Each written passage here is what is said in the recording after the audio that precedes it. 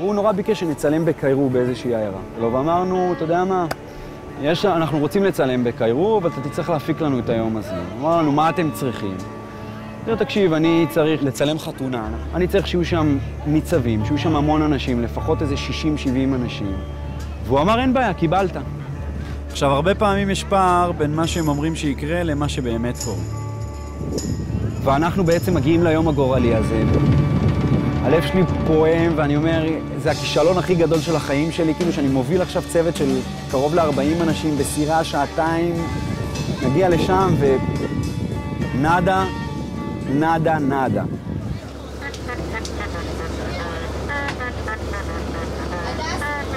עכשיו אני קצת מרגיש שאנחנו הולכים אל הלא נודע.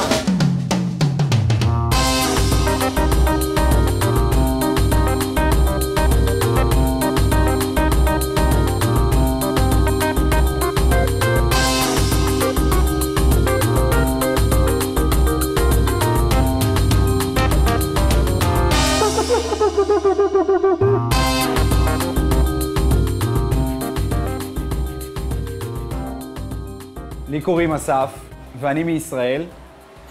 רציתי לספר לכם סיפור על חלום. לפני 7 שנים הגיע לפה בחור ישראלי, והיה לו חלום. כשאני הגעתי לכאן בפעם הראשונה ועליתי הנה לספוט הזה, זה היה נראה לי אחד המקומות הכי יפים בעולם, ופה התחלתי לדמיין, פה התחלתי לחלום. ואחרי שנה, הוא כתב ספר שנקרא מלאבי אקספרס. אצלנו את הספר, אנחנו חשבנו שהוא ימכור סבבה, אבל לא חשבנו שהוא יהיה בטבלת רבי המכר כמה שבועות רצופים. ואז טיילתי בערוץ 10, וגל זייד פגש אותי. הדלת שלו הייתה חצי פתוחה כזאת, הוא המנהל דרמה בערוץ 10, והוא אמר לי, בא לך אולי לעשות סדרה על ברזיל? ניתן לך כסף, תכתוב, נעשה סדרה. התחלה מאוד טובה לסיפור, ללידה מאוד מאוד ארוכה של סדרה. המון אנשים שעבדו איתי בפרויקט הזה בהתחלה, לאט לאט התייאשו ופרשו. ואני מאוד מעריך את זה שעבדנו גם בתקופה שערוץ 10 עצר את הפעילות, ולא כתבנו, ואף אחד לא כתב, הוא המשיך לכתוב בחינם. אף אחד לא רוצה לצלם בברזיל כי זה רחוק נורא וזה יקר נורא. עד שבא אודי סגל, שהיה לו קצת ביצים להגיד, אני רוצה לבדוק את זה באמת, כמה זה עולה. שלחתי לו כמה פרקים, הוא קרא, אמר לי, תראה, זה בן זונה, זה כתוב בן זונה, זה מצחיק, אבל זה בברזיל, ואני לא יודע, תשמע, זה כסף, זה הרבה יותר יקר מפה, אין לי מה לעשות, זה... בוא נצלם בטנטורה. ואני חשבתי שאם לא נצלם בברזיל, זה כבר לא יהיה מגניב, זה לא יהיה סדרה מגניבה, כי הטיול של החבר'ה האלו בברזיל, ואנחנו לא הולכים לרמות את עם ישראל ולצלם בחוף בנתניה ולהגיד לו שאנחנו בברזיל. ואז הוא שלח את החלוץ הראשון לכאן לברזיל. אמרתי, תבדוק את ההיתכנות של הדבר הזה. אני זוכר שירדתי מהסירה מהנמל שלא רחוק מפה. והיה יום חם של איזה 50 מעלות. ואני הולך פה ומקלל את מיקי גבע קללות אימה. מה הוא חשב לעצמו שהוא רוצה לצלם במקום הזה? צריך להבין שאנחנו נמצאים באי. שערה הכי קטנה או גשם הכי קטן, אין אספקה לאי. השחקן יכול להתקע. אין פה פאקינג בית חולים, אין פה כלום. מה עושים כאילו? לקחתי נשימה, העברתי פה לילה, נשמתי את המקום. התאהבתי במורו דה סאו פאולו בלילה הזה. התחלתי לחפור פה לעומק והכרתי אנשים והבנתי שאפשר לעשות את זה רק בעזרתם ובזכותם.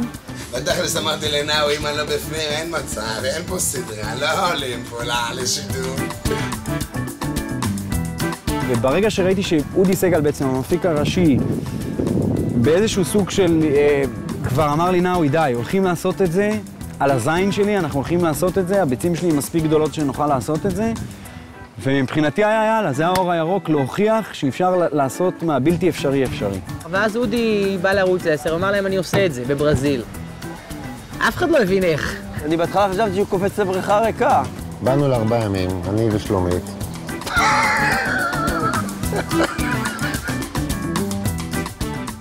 אני עושה לעצמי קייטנה בחיים, כי לא נשאר הרבה בחיים, כי החיים די חרא. אז אם אתה לא הופך אותם לגן עדן, ובא לברזיל, של גן עדן, אז מה, אני אעבוד כל היום בפלורסנט האפור? אני מפחד מהמון דברים, מפחד שיתחיל לרדת גשם כל היום פה. אני מפחד שכולם יחלו ויתמוטטו, שמישהו יקיש אותו נחש. הנחיתה במורו הייתה במסוק.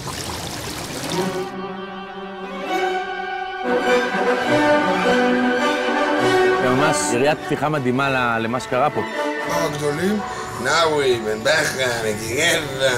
ושהגיעו, לקחו אותי לסיבוב בהליקופטר, הרגשתי כמו פלייסטיישן, פה, כל מורו, חוף 2, יורדים, אומגות, סיבובים. סרקנו את החוף, סרקנו את האי, עפנו נמוך מדי, כבסנו את האי הזה.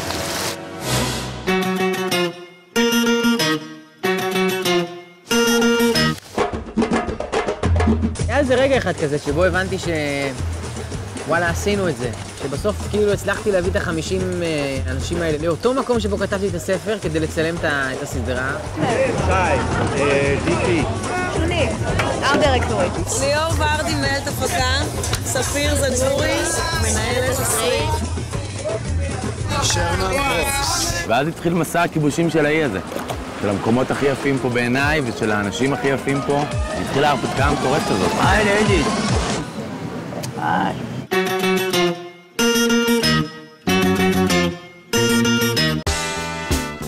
הסדרה היא על 3 חברים, חברי ילדות טובים מקריית מלאכי. יום אחד מהם התאהב באישה ברזילאית שגדולה ממנו ב-17 שנה. Remember what I told you in Israel? If you want a girlfriend? Stay in Israel, but if I want adventure, to come to Brazil.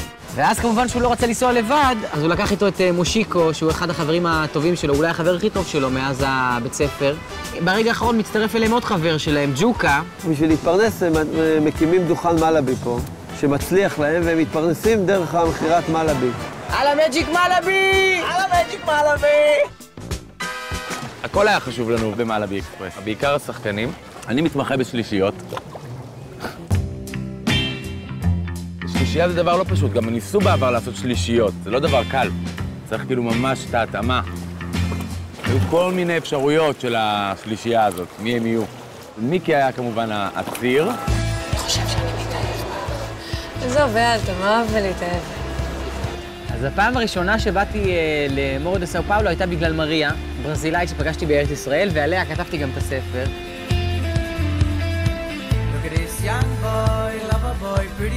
ואני כתבתי, פתאום כל היום פשוט ישבתי וכתבתי. כל חוויה שחוויתי, הסתכלתי על דרך העיניים של אייל. הוא התום קרוז, הוא כאילו המספר הרומנטי. תגידי, זה אמיתי כל מה שאני רואה כאן? תלוי מה אתה רואה. ואז אמרנו, אוקיי, שחר חסון. כי שחר חסון הוא בעצם היצפן הצעיר החדש, מהבחינה של הטירוף הזה שלו. סטנדאפיסט, כמו שחר, שהוא סטנדאפיסט מעולה, קצת חי את הסיטואציה יותר, ותמיד באים לו כל מיני דברים. You don't like Arce's joke? Wait a minute. Wait, Claudia, what you like? I have nonsense, you see? Look, nonsense! It's the clock sand of Rolex. בעיניי ג'וקה הוא הדמות הכי שכירה במלאבי אקספרס. הוא כל כך צבעוני, הוא כל כך תמים וילדותי ומצחיק ומשוגע ומפתיע וחרמן. סטלן, פילוסוף, גאון, אידיוט. מי זה? זה החוטא.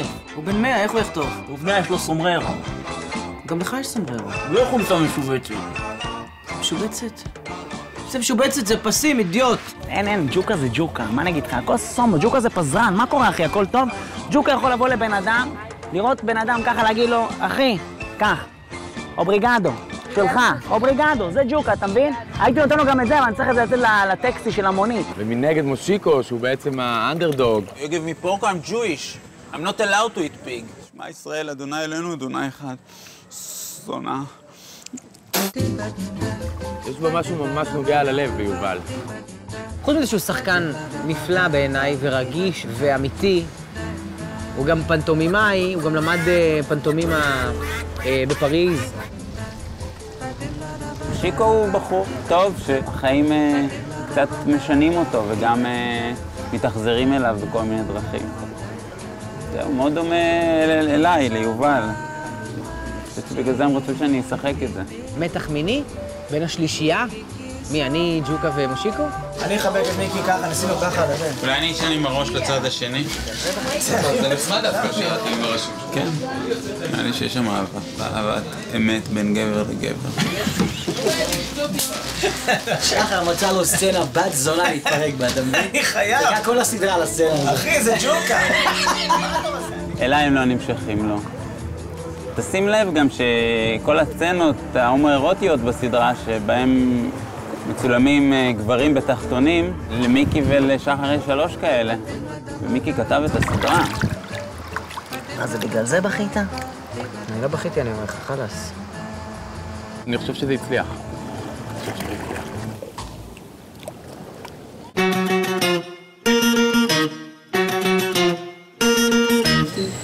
לא רצית אותי לשמוע, וביקשת ממני שלך, הסתובבתי והלכתי, לא הבנתי מה קורה לי. אני מסתפר אצל אבנר מלכה, ובאמת אני זוכר שהתחלתי לספר לו על זה שאני כותב סדרה, וזה, הוא אמר לי, אני לקחתי לברזיל, מה, לא אבוא לברזיל, מיקי, מה, נשאר פה, לא אבוא לברזיל, לא אבוא לברזיל. ואז אמרתי, מה תעשה בסדרה? הייתי מת לקח אותך לברזיל, מה תעשה בסדרה? ואז הוא אמר לי, לא יודע, מה, הוא היה לשחק איזה גולש. אני עם גלשן ביד, שיער בלונדיני, שופע, הגוף אותו גוף, כאילו לא רזה או משהו כזה, ואני יורד בסלואו מושן לחוף. יורד במדרגות של האי, על השיר של בריין אדמס, Summer of 69, איך הוא מתחיל?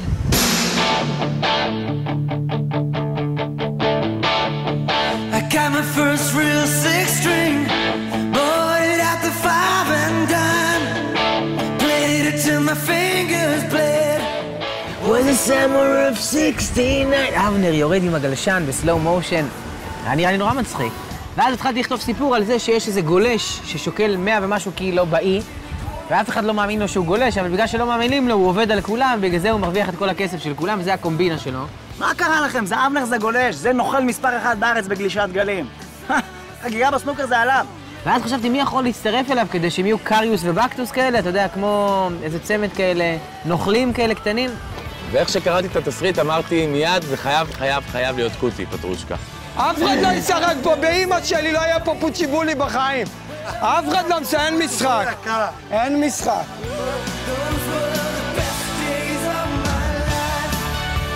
הוא עשה את זה בגדול. הוא הצליח להביא את עצמו, וכל הזמן נלחמתי, הוא כל הזמן שאל אותי מה לעשות, איך לדבר, איך להגיד. אמרתי לו, אני לא אומר לך כלום, תהיה קוטי, רק את קוטי אני רוצה, לא רוצה כלום אחר. לא מכיר אותי, אני משיקו. אני לא רואה אף אחד. אני עד המיליון.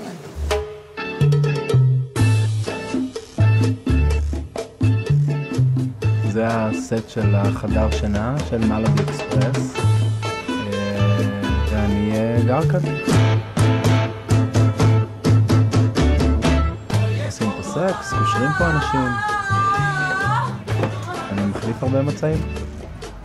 סיפורים של גברים, ההתמודדויות של גברים, והחלומות הם גם חלומות של גברים. מה זה חלומות של גברים? נשים, סמים וכסף, ועל זה מדברת הסדרה. אני זוכר שהייתי ילד, נורא אהבתי את הסרט הצרפתי שהיה בשבת. כל שבת היה סרט צרפתי בשעה 5-6 אחרי צהריים, וכל הילדים היו רואים את הסרטים האלה כי היה בהם ציצי. והתחושה הזאת של ילד שמחפש ריגושים על המסך הטלוויזיה, זה נשאר איתי כאילו בכל הדברים שאני עושה. Let's do the next one, שבעצם זה פה קורה.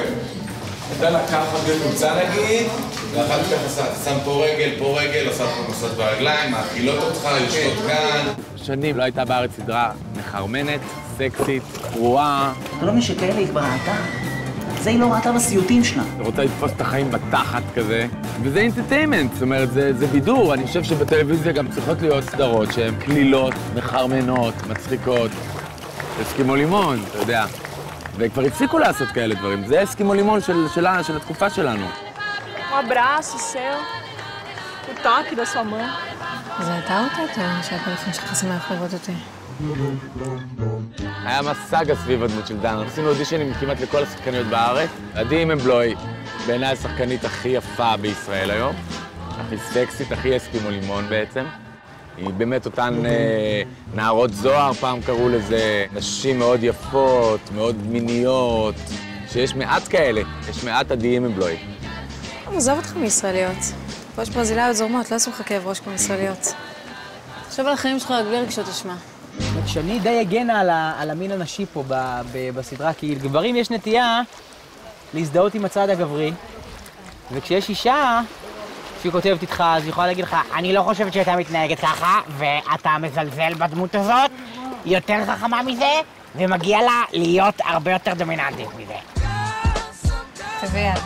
אי אפשר לכתוב את הסדרה הזאת בלי להכיר ולהוקיר את הכוח של הדמויות הנשיות בסדרה, שאומנם הן יותר קטנות, אבל הן הרבה יותר חזקות מגברים. Come on, I'm trying to talk with you, okay? I'm serious. You're cute. When you're serious, so sexy. זאת אומרת, שימו לב שכל הנשים, הן שולטות בסיטואציה.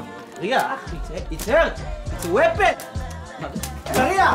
גברים יכולים לדבר בפוסדה על מה שבא להם. מה אתה עושה? חוזר לארץ. תקשיב לי טוב, מושיקו, יש לך פה שתי אופציות. או שאתה הולך איתה עכשיו מפה, או שאתה עכשיו נעמד על הבופור, ואתה אומר, no more, you stupid bitch. בסופו של דבר באה האישה ואומרת להם, אבל אנחנו כבר פה בברזיל, אז בוא נתייחס לזה כאילו זה ירח דבש שלנו. קודם כל, את הירח דבש שלי אני עושה בלונדון. דבר שני, אני אלרגית לחול, איפה שכחת מי זאת אשתך, ואחי, אני אלרגית לחברים שלך. גיתית זה הדמות הנשית האהובה עליי. בכל אחת ואחת מאיתנו חבויה גיתית נסתרת. You are beautiful, powerful, sexy woman. You can be strong like Beyonce. Huh? How she say? Who run the world? Girls. Who run the world? Girls. Yes! Yes! Yes!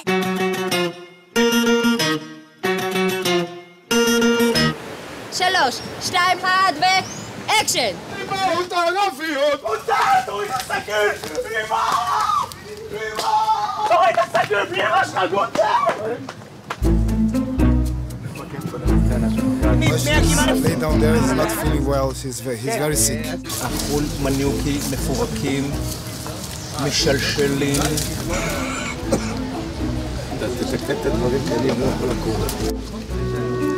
גם במים פה גוסס על הכיסא, שני הצלמים משלשלים ומקיאים. הבעיה שהצלם יתעלף, ומי שהרחיק את המצלמה עכשיו זה ההפקה הברזילאי. Let's organize for him a taxi to take him to the medical center. Agora.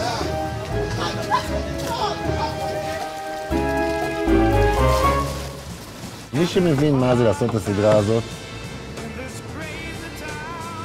30 יום, במקום רחוק, עם 18-19 שעות עבודה, מבין שזה יכולות של קומנדו ימי.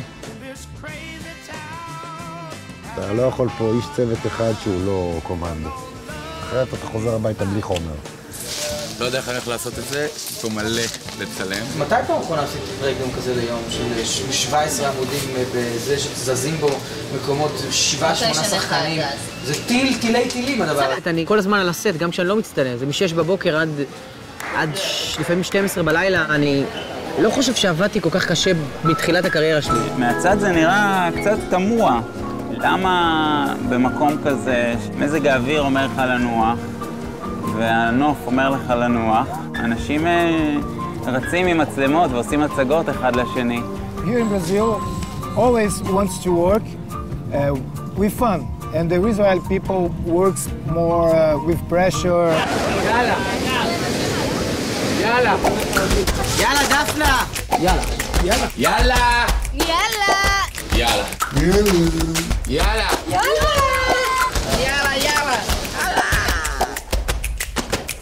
יאללה בלגן!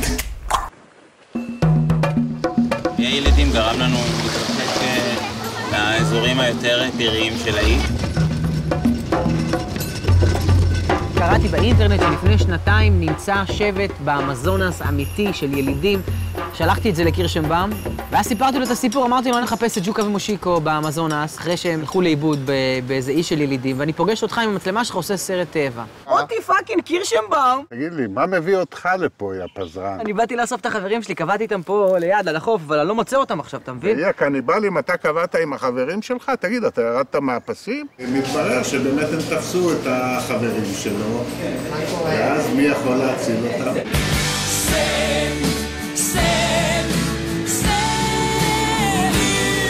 דורון לונדון, מה אתה עושה בברזיל? איפה קירשנבאום? איש שעמדה ואיש שעמדה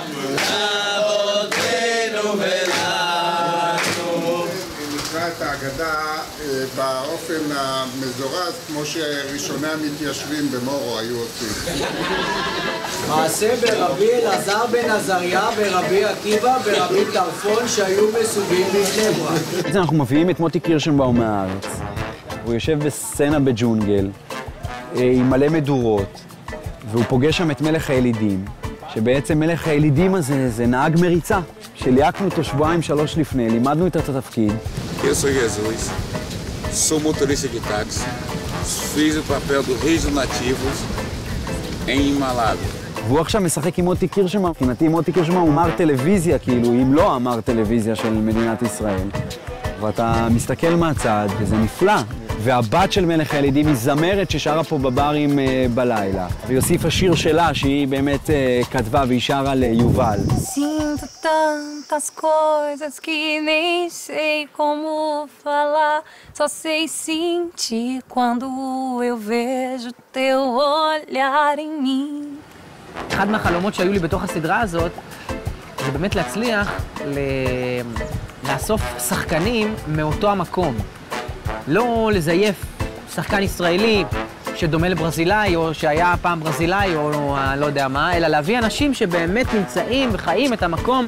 פשוט כולנו כל הזמן שרקנו עם העיניים את החוף, לראות עוד אנשים מעניינים. כל מיני רופאים מוזרים, וטרינריות מוזרות, רוצחים, גמדים.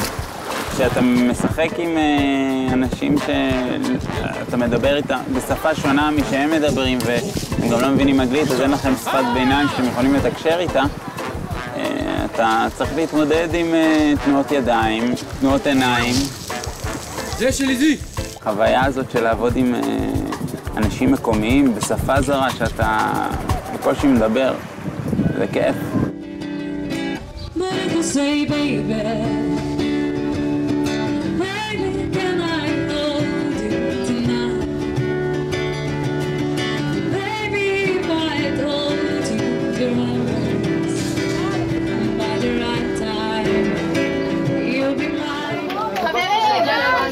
אתם תראו אותם עוד הרבה עכשיו, עוד באמצע סצנה, יודעים מה, אתם רוצים להישאר פה ולעשות מעברים?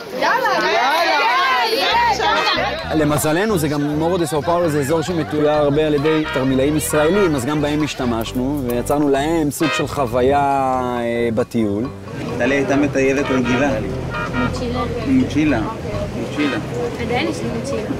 טיילתי פה 3 חודשים, ואז שמעתי שעושים פה סרט. אז החלטתי לנדב את עצמי לעזור. אני בכלל בדרום אמריקה בטיול. מיקי גבע ככה פנה אליי, אמר לי, בא לך אודישן, בא לך פה? באתי לאודישן.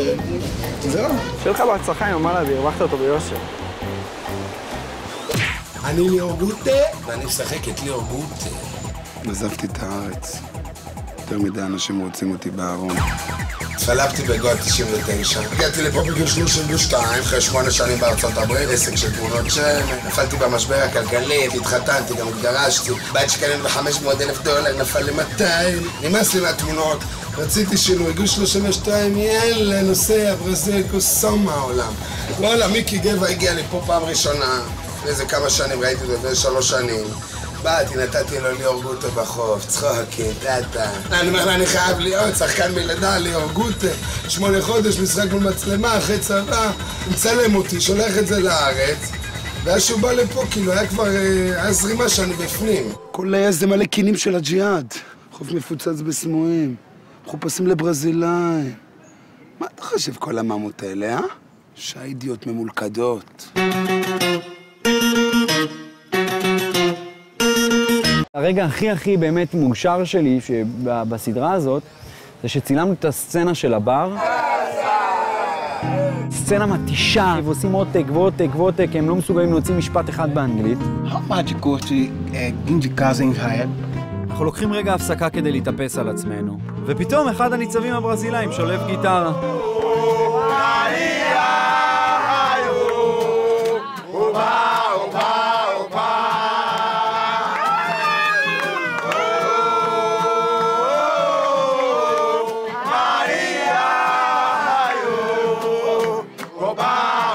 את מיקי שר, ואת בן שר, ואת יובל שר, ומבחינתי זה היה החיבור שלנו בעצם, שלנו הישראלים עם הברזילאים, ומפה כאילו כולם נפל להם הסימון מה זה ברזיל בעצם. בהתחלה זה היה נורא קשה להתרגל לזה, שאתה הולך לים צילום, מותר לך להיכנס לים רגע באמצע היום צילום.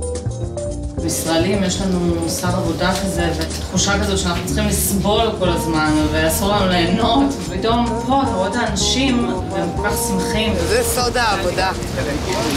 סוד ההנאה בעבודה.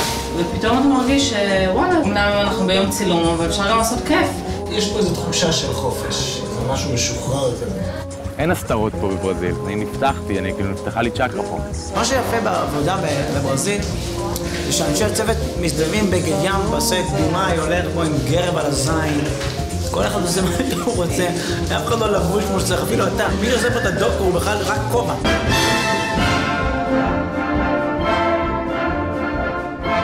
בעצם כולם עשו הכל, כולל השחקנים. כשהסאונדמן שלנו, אלפסי, שיחק תפקיד, אני מצטער, I'm sorry. סורי, תרד לי גב תחתון. ואנחנו עדיין צריכים פונקציה שתשב על המיקסר ויקליט את הסאונד. אז יובל נרתם למשימה בהצלחה גדולה, אני מקווה. רגע, אלפסי! כשאתה מתחיל לראות שהצוות רוצה להצטלם, זה סימן שמשהו טוב קורה. I'm Liz, I'm the location manager, and I play the Havaiana seller. You have skinny jeans? No. And we close now. Vaza. My name is Mush, I'm second camera, and I'm Dr. Pendy. We have no choice but to cut it. פעם החזרת את אחי מגואה. איפה עכשיו? בגואה. אני רואה מאז שהוא סגר, חזרת לדפוק קופה, אה? אני דפנה, אני עוזרת במאי. אני ענת, אני מתאמת הפקה. אני טלי, אני עוזרת הפקה. אני דור, אני מעצב תלבושות. ואנחנו הדיירים המעצבנים.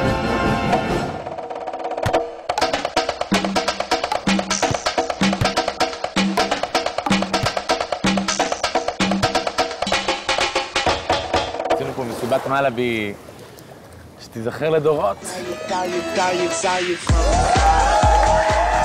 תקעתי ליצור בין בריכה כזאת של מלאבי ולשים בתוכה אנשים יפות, ואז מסביב שהגיעו אנשים מרחוק, ראו פתאום שתי בנות יפות בתוך אמבטיות מלאבי, והם לא הבינו מה זה.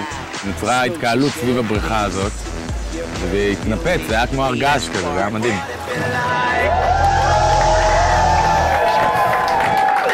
יש פה הצפה, רגשות מוצפים פה בעיר הזה. הכל נפתח בצ'קרות, בטוב כזה. הולכים לישון ומתעוררים אחד בזרועות השני. ואז מתחילות שיחות נפש, אנשים שהכירו לפני 10 שניות, פתאום מדברים כמו זוג בן 20 שנה. התלבטויות קיומיות, זה מסוכן. 30 איש ביחד על העד, זה לא טוב. זה כבר צריך פה פסיכולוגים שילוו את הסדרה.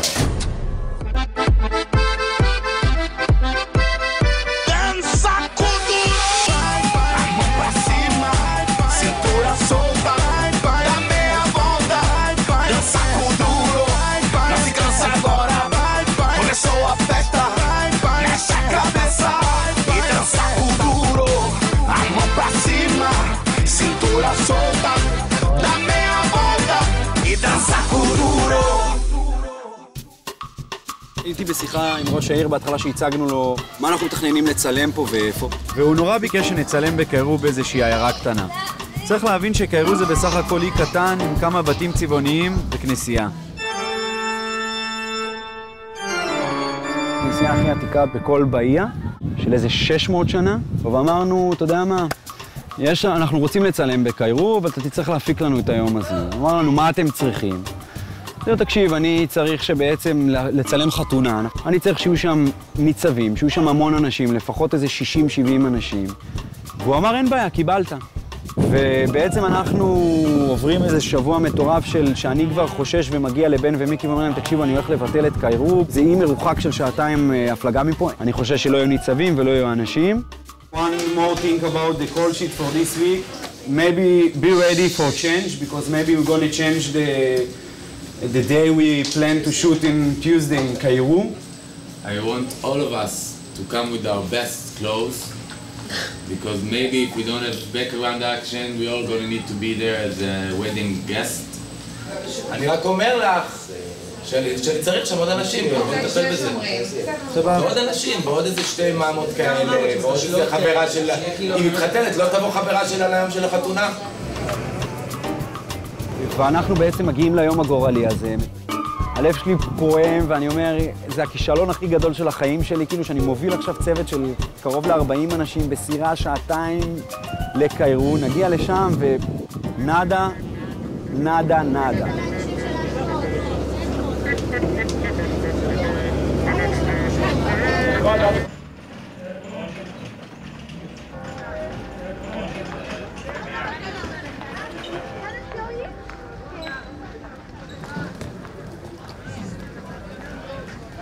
מכירים את זה שבכנסייה, תמיד יש לך רגשות אשם, כי איך שאתה נכנס, רואים את ישו צלוב, ואתה אומר, כאילו, מה זה, אנחנו עשינו לו את זה?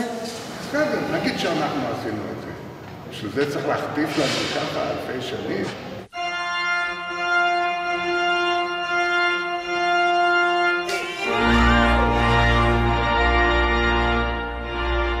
רגע, דפנה, יש גם ניצבים שהם לא מהצוות היום? בטח, כל האנשים של הכפר המורידים. מקווים שהם יגיעו, אם לא, אז הם יגיעו. טם, טם, טדם. טם, טם, טדם, טם, טדם, טם, טדם.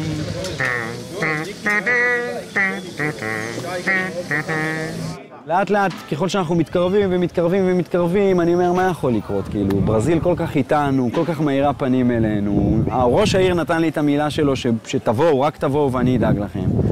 אקשן.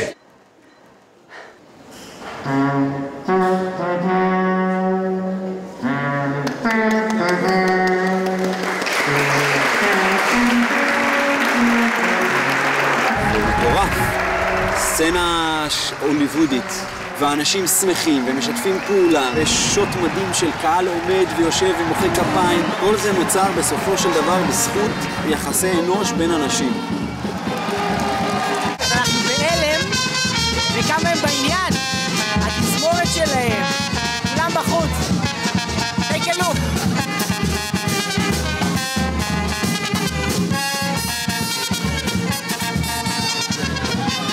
אני מקווה שיראו את זה באמת על המסך, כי זה באמת דבר ענק וגדול מה שהיה שם. זה ברזיל, נכון? say נכון. נכון. נכון. say נכון to the camera. נכון. נכון.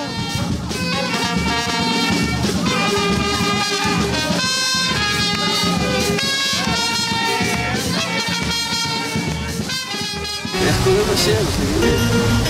זובי זובי זום, איך קוראים לזום? זובי זום. זיגידיגי דום, זיגידיגי דום, זיגידיגי דום, זיגידיגי דום, זיגידיגי דום, זיגידיגי דום, זיגידיגי דום, זיגידיגי דום. Rebolou, fez o ziriguidum. Rebolou, fez o ziriguidum balançar. Eu gosto da nega mulata. Eu gosto da nega de samba. O pé mais assim, mãozinha pro ar, balança o pescoço pra lá e pra cá. Ziriguidum, ziriguidum.